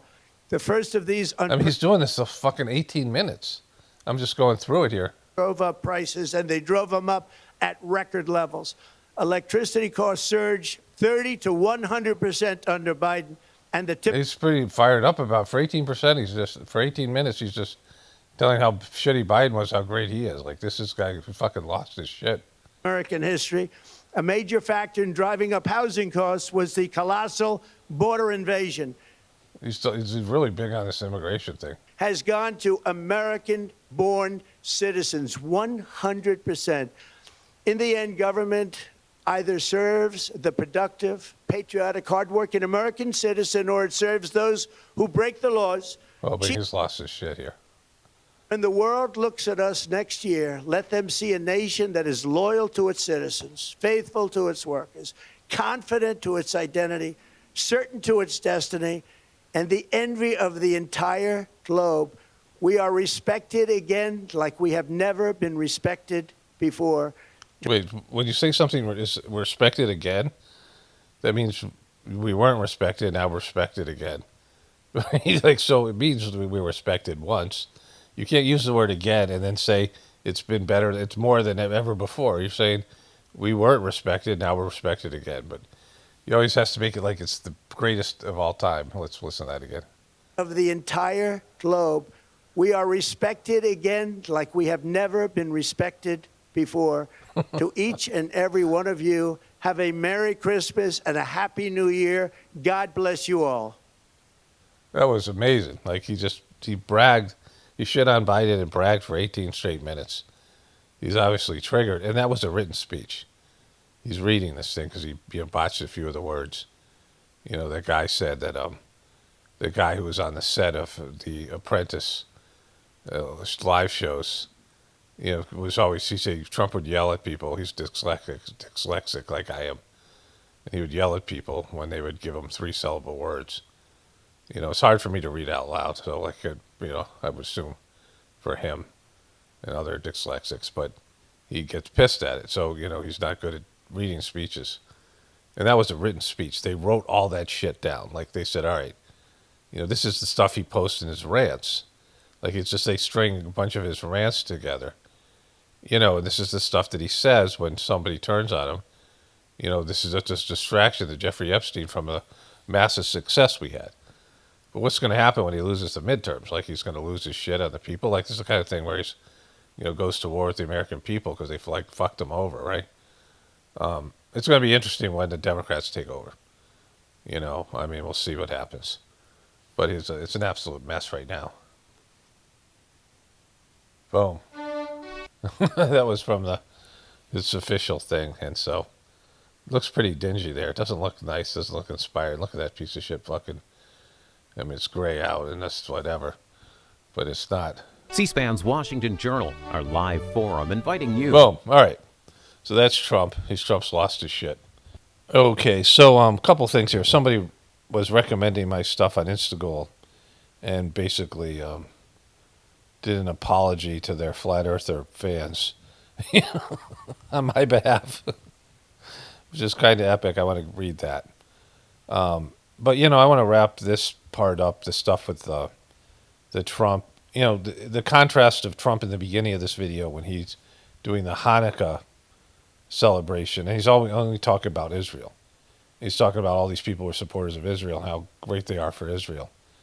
And his Christmas Day speech has nothing to do with Christmas, pretty much nothing to do with America. It only has to do with Biden and himself and how Biden sucked and he's great. Like that's his whole speech, 18 minutes. He's celebrating Miriam Edison and these other people, praising them and all this stuff. It's like all these, it's a completely different type of situation. But with him having to brag like that, and Erica Kirk joking about the Egyptian planes and then patting, people on the back of the head when she hugs them, her saying those two things during the America Fest.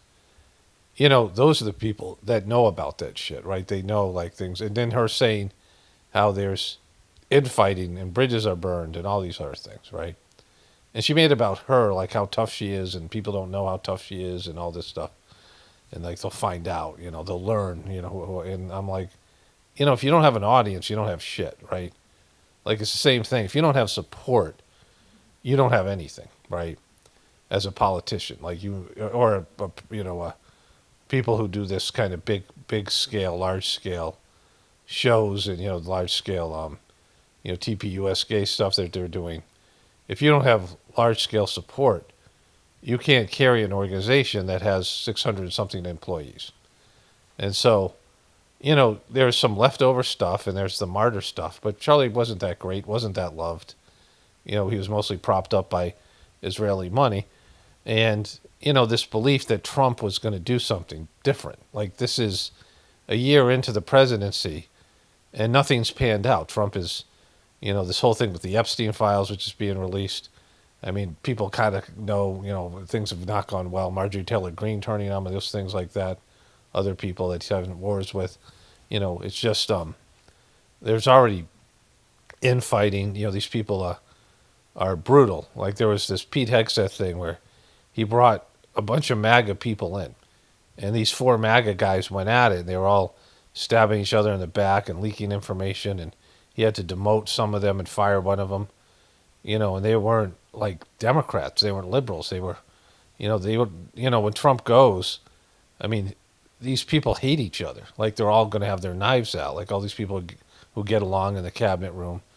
Same thing when Charlie Kirk died, all that stuff happens. When an organization has a central leader and all these people vying for, that show the succession, like that was just about that, right? Like the whole way the family was knifing each other and undermining each other and each trying to get that position. they're each, going for this, to be the CEO of that company.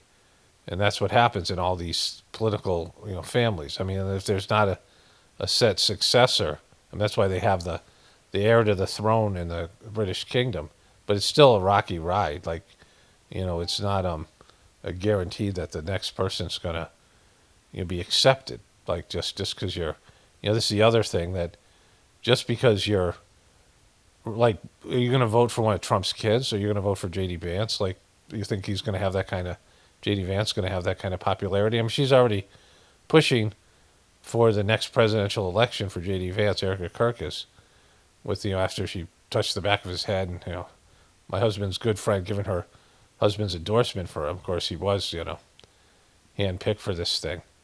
But there's nothing there. Like, there's no, people don't buy that shit when you fail, right? Like, when you haven't delivered on your promises, you're given a certain amount of time, and then people are like, oh, yeah, that was just something. You can pump things up, you can hype things up, but it only lasts for so long, and then you got to deliver results, and you got to deliver promises, and there's no promises. Like, there's no making America great again. That's not a real thing. Like, none of that stuff was going to, pan out. And we see that now, and it's great. This is one of the things I like covering, when things fall apart, right? When, these things that they're saying, and all these people, because they're all telling you something that you want to hear, that everyone wants to hear, whether you're a Democrat or a liberal, or you're a Republican, or a, independent, or you're just, anybody. You want to hear that things can change. Like, they're all talking about a broken system. I saw another politician today talking about how the system's broken. Like, they're all saying the system's broken, and that's kind of a new thing. That maybe that was said occasionally, the last, 80 years, but now it's, people are campaigning on it. And you can't fix a broken system if the system's broke.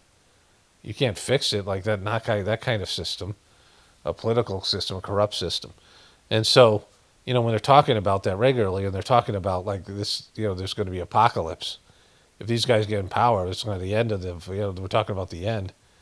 And, there's obvious plans for this. They're, if they're talking about it and they believe it to be true, then they obviously have contingency plans, and they have a way of forcing this on people, right? Like, at some point, you're going to have to eat a lot of shit, right? Everyone's going to have to. And they're never going to tell you what you have to give up to make this thing work, because no one would accept that. And so, it's like when I worked as a clinician with sex offenders, they didn't want to talk about their issues. They weren't willingly going into therapy, right? They were court ordered, and they had to go through this, workbook, and they didn't want to do it. Like, they didn't want to talk about these things. They didn't want. Some of them hadn't admitted to what they're doing, what they did. They're little sex offenders, so they're not loving therapy. They didn't like group therapy. They didn't like talk about their issues in front of the other kids, and a lot of it was, there was like a lot of stuff was, male on male stuff or whatever. They sexually offended a little brother or something like that. They didn't want to, be seen as gay or whatever. They were just, I mean, none of the kids want to talk about this stuff. It's forced therapy. And so I would bring their parole officer in almost immediately. Like, this is something my other clinicians, if my coworkers didn't learn, I would tell them. They didn't listen to me, but I would bring their parole officer or their social worker in immediately. And I would say, the kid's not working on their therapy. Like, I would just, any sense of their hesitation, because, it's not something they were like, hey, can I go into therapy? They're not asking for this. It's court mandated, right? So, and the parole officer would threaten the shit out of them and say, you're going to fucking adult prison or something. I mean, if they had a parole officer, it was pretty easy. You can either go adult prison or you can talk about this shit, right? And so, and occasionally I had to do that, because you have to fucking motivate people, right? People don't want to change, so, I mean, this is, and even with that, it's forced. Like, so how, what are the results going to be of someone who's forced to go to therapy, right? Like, almost gunpoint. Like, they're looking at they're going to, a 15, 16-year-old kid looking to go to adult prison, as opposed to, doing therapy. They're going to do therapy, but they're not necessarily going to buy into it. It's just going to be faked, this kind of thing. But you have to motivate people, right? Like, to get people to change, you have to motivate them. Like, and so oftentimes people have to accept, like, if your life is going a certain way and you have a certain level of life, like it's when they have to demote you at work because they have to cut payroll, and that you have to take a lesser position, and they have to bring you in and, like, say, look, we can either fire you or you're going to take this position.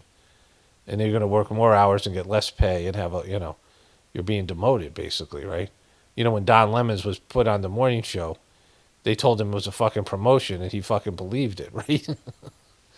Because people don't accept that kind of stuff. They don't accept that they're going to have to change. Like, this is how it's been forever. And, it's very clear now that that's where we're headed. They're going to have to sell you on your lifestyle is no longer in stock. Like, we're all going to have less of a lifestyle. Our material life's going to suffer. And there's a lot of things that are going to go with that, right? There's going to be a lot of, everybody who thinks America's number one, what happens when America isn't number one anymore? Like, what's life going to be like when you're like, we're not, like, we're a third world country now? Like, people realize that America is going downwards. Like, it just happens. This happens to empires, and, all the signs of the empire and a global empire collapsing, the global system. And so, there's all these things that go with that, right? And change is difficult. People don't like to accept less. People don't like to accept, they don't want to give things up. And they don't want to, sacrifice things to make things better. And so it has to be, there has to be motivation.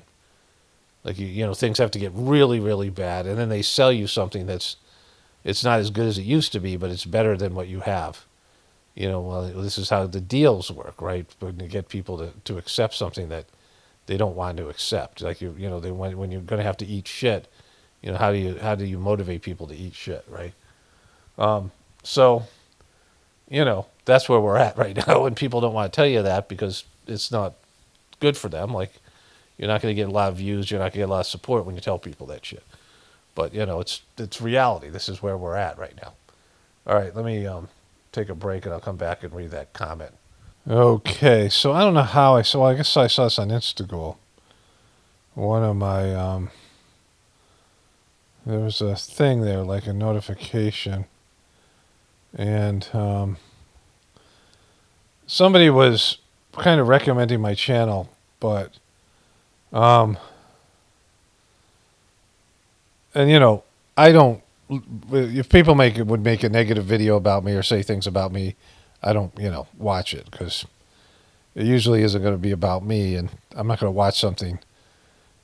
If there was a person who I wouldn't watch normally, because, I wouldn't want to watch their content, but I would watch it just because they're talking about me, right? Like, why would you ever do that? Doesn't matter. People are entitled to their opinions, right? And they're usually just that, opinions. But this was kind of funny. Paul from Pox of the Future is not for everyone. And I want to say this is mostly a positive thing from this person, because this is a person who's a flat earther who's trying to sell me to other flat earthers, right? Which, people who find the channel and accept, just how I present information. And it takes, a certain type of person, because inevitably I'm going to say something you're going to disagree with, and you might even take it personally, even though it's not personal. So, I don't think there's much of a future for flat earthers here, but, this person's trying, right? At least they're trying to share my stuff, which is, it's more than like regular viewers do. I'm like, the unwanted, red-haired stepchild, this person called me. In a recent comment, someone called me the red-haired stepchild. But there's a lot of people here who are lurkers, who wouldn't tell their friends they listen to me, right? There are a lot of people who, wouldn't share. And then, everyone knows how it is on Facebook and these other places. Facebook's a ghost town anyway. But, there's just people have already tried to reach out to their friends and family about this kind of content, and people don't see it. So, there's not, my channel doesn't get circulated through word of mouth very much, but some people do tell people about it. And this is one of them, which is, a good thing. Paul from Pox of the Future is not for everyone. I laugh so much I'm crying at his breakdowns. Plus he drops deep scriptural knowledge that may be hard for some to believe as he talks like a dyslexic trucker, right? I can see that as being one way to interpret what I do. P.S. Paul hates flat earthers, which I don't. I don't hate anybody. Like, that's not a good characterization. He's one of the smartest dumb guys I listen to. For years now, like many people on the internet, he was confronted early on by the petty, pretty hardcore religious flat earths, many of whom are shill/government bots. And it's too bad because if you hit the general atheist or boomer generation folks with so much Bible, we went to the moon with grit. Walter Cronkite said so on TV, or like Paul here, people who think of themselves as having escaped religious dogmas, they will just retreat more into the science religion we were all brought up in. 12 years a slave. None of that applies to me because that isn't at all the issue. The issue with flat earthers, and again, it's not everybody because there are some people who believe in the flat earth who still listen to me.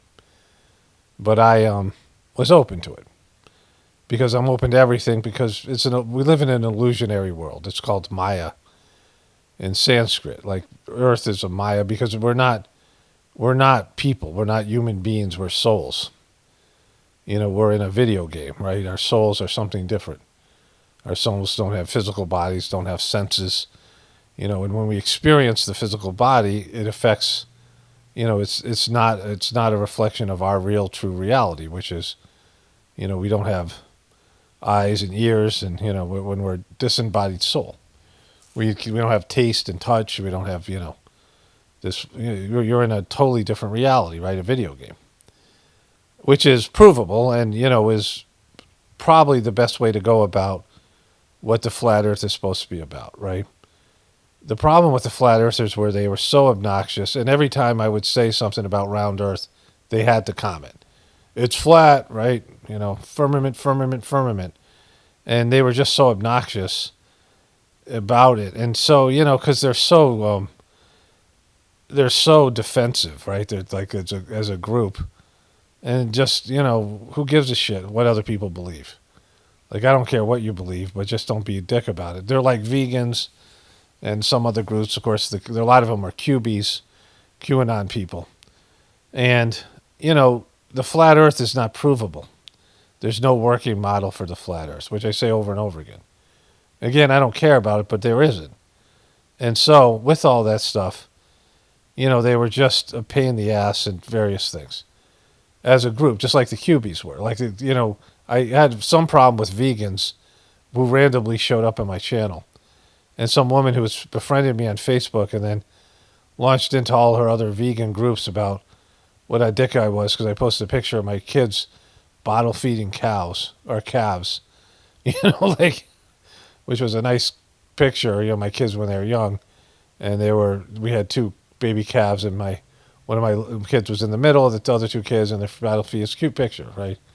And our cows were loved, and I really enjoyed our cows. They were, I liked having cows. They're an animal that seems kind of boring, but they're actually smart, and they're kind of, they have good energy, and I liked cows.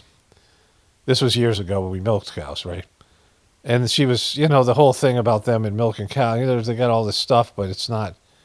All the people that do it aren't mean to the animals. Oftentimes, it's a symbiotic relationship. The cows like to be milked because, they're carrying the milk around them, and they like the food and they like the protection that you offer them as a person.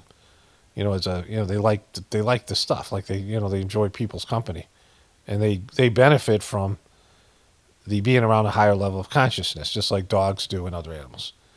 By explaining all this stuff. But it doesn't matter because vegans suck. This is what I'm talking about. These people who are just so like outraged and mad about everybody else, and then they come in and they just, again, you don't have to comment. Like, I don't care, right? And then there's the biblical aspect of the the flat Earth, which is, that's where this all comes from, right? It comes from people who believe in where the Bible says God picked up the Earth by four corners, and that didn't fucking happen because it's it's for dumb fucks, right? It's a bad book, the Old Testament, right? But none of that stuff is hatred. But I don't care, but it's just the ongoing thing with the flat Earth movement. Like, you can't prove you don't have a workable model that works with flat Earth, right? But anyways, Paul could give a shit about his listeners. You don't believe he says such, so he never tries to interact, which is too bad. A live show with me would be the most epic. I have 20 questions for Paul at Pockets of the Future. Oh, because the person wanted me to see this comment. Yeah, I don't do interviews because I have to listen to other people. I don't even care about what I believe, right? Like, that's, beliefs don't mean anything. I mean, the relationship I have with divinity within me and the Sajmark teachings and the things that I, do my best to adhere to, is important. Like, you have to have a code and whatever. But in terms of, anything that I say here in terms of my beliefs, I don't care about. So I don't, care about your beliefs. But anyways, I thought that was interesting. And I do care about my listeners, right? I mean, people ask me to pray for them, and I do when, people ask. They send a comment or whatever. People send me messages. And, it's not a matter of not caring about the people that listen to me. This is about beliefs. Like, I don't care about people's beliefs.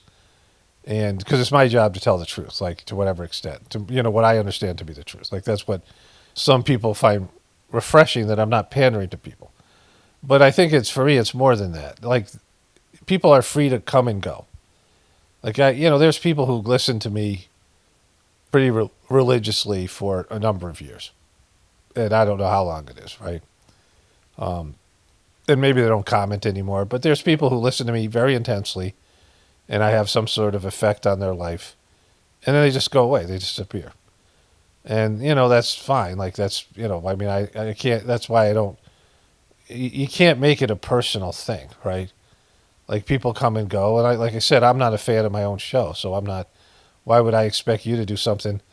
Like, I wouldn't listen to myself for 10 years, like I have trouble listening to some of my old videos. I've changed the way I edit things, but I used to re-listen to everything, which was tedious, right? Because I'm not a fan, like, so, that's why I don't think about it that way in terms of, like, he says I don't care about my listeners. It has nothing to do with that.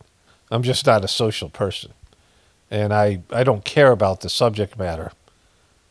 I enjoy talking about it, and I, whatever, and making jokes about it, but it's a light thing. Like, I don't care about any of this stuff because it's all heading, it's all spinning down the drain, right?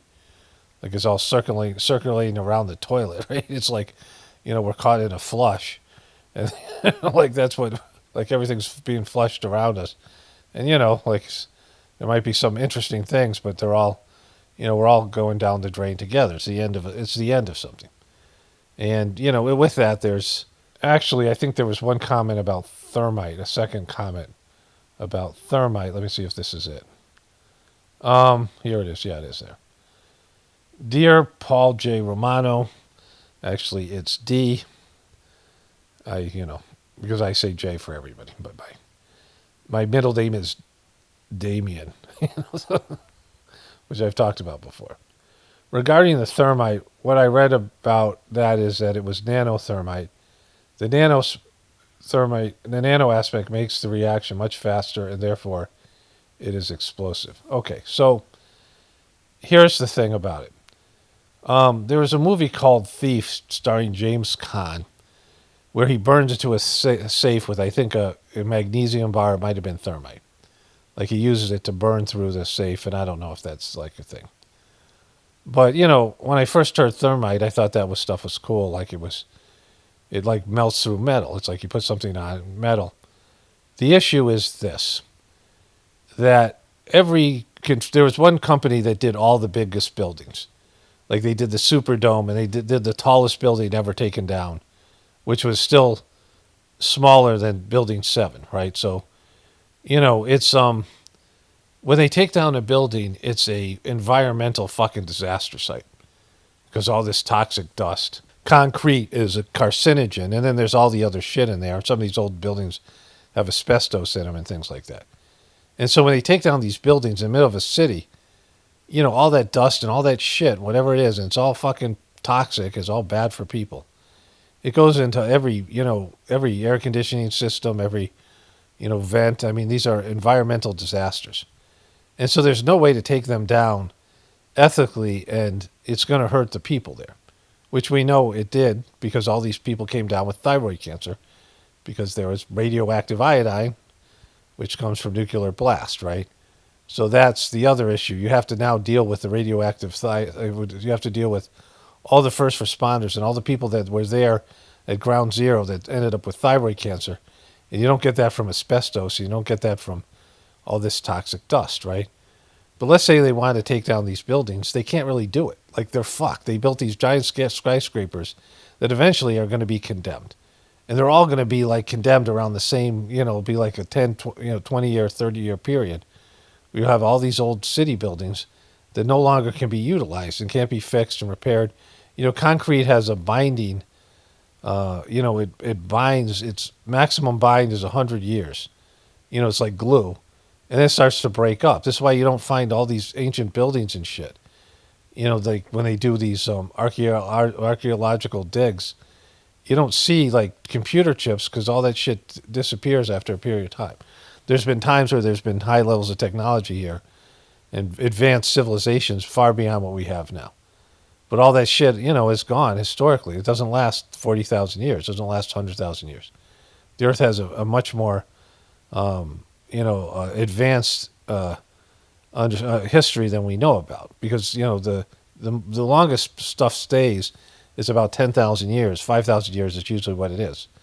And then it disappears. Some things get buried under lava or something. You have some things that are preserved. But, you see what happens to cities. A city gets claimed after 50 years by the jungle.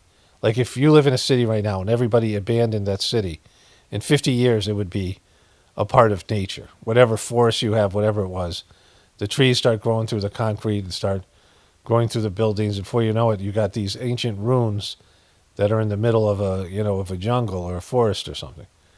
And so, with all that, they have this issue of these buildings that they can't take down because they're so fucking big and they're going to leave such a environmental impact footprint that, they're fucked. And so when they do take down something like this, they use explosives because thermite isn't what works for anything but like a steel girder building.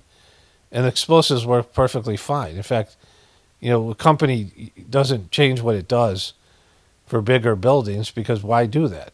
And so, they could have made it about a controlled demolition, but you had these architects and engineers who were all they were a shill organization. They were mainstream people, and they were one of the first sort of disinformation groups. And they came in with this idea of thermite, and then it just took off. And before you knew it, everyone in the truth community believed it, because that's how fucking dumb fuckeries work. That's how people are. And then they're invested in that idea. And when I told people, no, that's not that's not what these controlled demolition people used, I had believed thermite. Up until that point, I thought thermite was a reasonable explanation, but then I looked into it, it wasn't. Like so many of these other explanations, like there's a lot of stuff in the truth community that's just made up and everybody believes it, but it's not true, right? It's what's happening with Candace Owens right now. Like she comes in and, she brings a few witnesses in, and everybody believes her and the witness. There's this thing that happened with this guy. I saw the headline today. I was talking to my wife about it because I said, yeah, I'm not listening to that shit anymore. I don't like it. And if something big happens, if she actually proves something, then great. If she proves something and it's actually proven, where everyone knows that the proof is there, or it's admitted to, which of course it never will be. But she has this guy, and he was, she was praying to God. This was her story. She was praying to God for something concrete, which she was admitting that she didn't have any smoking guns. So she has all this speculative information, and, it's based in the proper attitude is the official story is bullshit because, they're proven liars. Like, you can't believe them And the thing just, it reeks of all these other, when they try to blame it on these individual shooters, which, it's the least likely scenario to believe, but they convinced everyone that's what happens. That some disgruntled person goes and does these things, right? It's the easiest way to assassinate people and then blame it on a patsy, right? Because then, you're making it just like people get angry. And then who are the villains? Well, it's all of us. Who are the potential villains? Who are the potential angry assassins of the future? It's every disgruntled person that complains on the internet, right? Who can be, oh, look, this person was radicalized. Instead of blaming institutions, instead of blaming governments, they blame the individual. Like they want to get into these individual terrorists, right? Especially now, the angry white guy. This is now the angry leftist for Trump. But the angry right Republican white guy who feels disenfranchised, Timothy McVeigh and those types, right? The kids at Columbine, these insoles, these kids who can't get laid and, are outcasts, these, white guys who have no future. And so that's what they want. This is what this kid is, right? Some guy who's a furry loving, whatever way to radicalize somebody. Usually it's on the right, but now with this kid, they use the left. And they've trained people to believe that that's what happens, that all these kids are somehow cut from the same cloth and they all, these angry dudes, and they all come in, they do this stuff. These individual shooters, and then, they don't have to look any further than some patsy that they find or they create. And they can, run this bullshit narrative and usually kill the guy, so there's no reason for a trial. And so the story ends after a week or two. So, this is what they're trying to convince people of. And that is false. But, the stuff that you fill in to explain it, like you don't need Egyptian planes. You don't need all these stories. So Candace Owens has all this bullshit. And she said this is when I just was like, yeah, this is fucking getting goofy, right? Like, the stuff when it was about Israel and it was about messages she had from Charlie Kirk and, some of these other things and stuff to do with TPUSK and, the organization and all that rest of that stuff, right? But then she gets into this other stuff and she doesn't have any smoking gun. So she's praying to God to give her real evidence, which is a fucked up prayer, right? Like, why would you pray to God? Like maybe you should, if you got to pray to God, maybe you should, pray to God to help you do something, something better, like do something more with your life.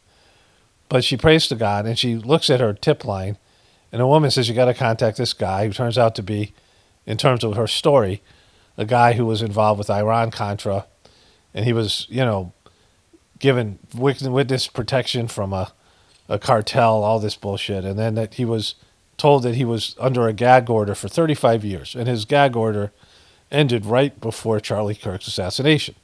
And he ended up in this Fort Wachawachawucha, and he, and I guess he said some other things there, where he saw Erica Kirk with her ex-boyfriend, and some of these other things. And now to all these people who are watching Candace Owens, they think this guy is legitimate, even though she's saying that it was a military hit job. The military can't be trusted, but this guy's a vet and a hero, so he can. But it's just his story. And almost all of his story is not something that you can verify. And he's saying he saw all these people there, Erica Kirk and her security guard and whatever. I only heard the first part. I didn't hear the interview. And so to all those people, they think they got something now. No, they think the Egyptian planes are real. They think all these things are real, right? They believe this to be what happened. Just like with the thermite, right? They all start believing in it. And they get defensive about it, just like with the flat earthers and the rest of these things. They get defensive about it because, the other side is pushing the official narrative and saying, this is the fact, Tyler Robinson did it, right? And I'm going to get into this in the beginning of my next video with Megyn Kelly when she went to America Fest. It's kind of interesting. And, these people who are pushing the official story and narrative, and they believe, slam dunk, they have a slam dunk. But neither one does, right? Neither one has really anything that's legitimized proof. There are no facts. But it's the emotion and the passion and people believing what they want to believe, right? They, when people who don't believe the official story, then they gravitate to something else that's shared with other people, and they all, now have other people that agree with them, but they get, bitchy and cunty about it when other people confront them about the fact that it's not factual. It's just speculative, and, is this source real? Now, Candace Owens, who, is the target of all these organizations, and she's up against the feds and all that shit she's saying. Why wouldn't she believe that this guy's a disinformation agent sent to embarrass her and put out disinformation? Like, why would she say, I believe him? You know, because it's better for her to say that. But why would a real reporter believe anybody like this that comes forward as a whistleblower and may or may not be, you know, working for the government? And then when his story falls apart, then her and her followers all look like fucking morons. And then they're like, well, they're wrong about that. The Tyler Robinson thing is true. And you're like, well, no, neither one is true, right? Just because like one turns out not to be true doesn't mean the other one is true. Just because you can prove the earth isn't round doesn't mean it's flat, right? Like the only logical explanation is that we're in a hologram, right? Like we're in some kind of illusionary type of situation, a video game, a simulation. And so, with all these things, there's, like I said in the other video, there's the deeper understanding of the nature of reality, right? Which is that all this stuff is illusional. And when it's all illusional, then it becomes a joke. And I had this experience when I first took sittings that all this stuff all material life is a joke. Like I had this deep laugh, like this spiritual fucking experience when I first experienced the transmission, this divine energy, and that we have a real purpose, which is a spiritual purpose. And, it's easy to get sucked into material life. It happens to the highest developed saints. People get involved. They get emotional. They get attached to people. They get attached to their followers. They get attached to all this stuff. And they forget about their true purpose. They forget about God, and then they're stuck here, right, with the rest of us. Like all of us get stuck here in terms of, we're no longer doing what our soul intended us to do in the first place, which is problematic because this is what happens, and it just spirals into demonic ego-based orientation, right? Each person has a demon, which is their ego, potential demon. The ego isn't evil in itself, but it has the potential to be, go against God's will, which is demonic, right? To choose against the divinity within you and God's overall plan. And everyone has a soul in them, the divinity, the highest level of spiritual, actualization that a person can achieve. When you reach your highest, you embrace your higher nature. And that's the battle, and right now, pretty much the ego is dominating. The ego is eviscerating the soul in individual cases and the collective. And so that's why we are where we are. So the solution is something else, and it isn't some bullshit, belief system or, making sure if somebody pays for their crimes or any of these things. None of that stuff matters. That's why I don't take any of it seriously, because the spiritual solution is that people find their true path and embrace it, and then all this other stuff disappears. Because people who are on a spiritual path, you can have moments of indiscretion and bad decision making just like anybody else, but overall you don't end up doing any of these things that are wrecking the world. You don't do demonic shit, right? And when you do it, the consequences are immediate, and they're like a slap in the face, and you're like, fuck, I gotta get back on the righteous path. And that's not what's happening, right? The warnings are there, and they're just being ignored individually and collectively. And so that's why we're spinning down the toilet as we get flushed down to, our system gets flushed away, and then we have to figure out something else. Anyways, let me wrap this one up here. Only spirituality will save this world. It's Paul Romano, definitely pointing for the apocalypse and the ascension. Everyone have a blessed day and be grateful.